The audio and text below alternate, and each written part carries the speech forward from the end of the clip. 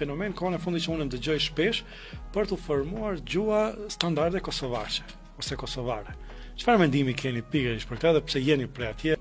Nuk i pëlqej ata udhëheqës të emisioneve apo ata gazetarë, domethënë që flasin zakonisht për televizionet e Kosovës, që kanë një gjuhë domethënë të pastardune, një gjuhë lokaliste, apo një gjuhë kjo gjuha e re, gjuha e kullerave, gjuha moderne, që një terminologji, domethënë, sepse termet janë të reja, edhe thot gjuhë e kullerave, nuk e pëlqej as pak, sepse gjuha standarde duhet gjuhë që duhet të zbatohet, edhe është rregull të zbatohet në çdo institucion shtetëror, arsimor, kulturor. Sa janë të rrezikshme këto paraqitje, këto dukuri, ja për shembull shpika e gjuhës kullerave ose e kosovarçes ose e Shqipërisë të Jugut. Çdo fjalë që rrezikon gjuhën standarde shqipe janë barbarizma.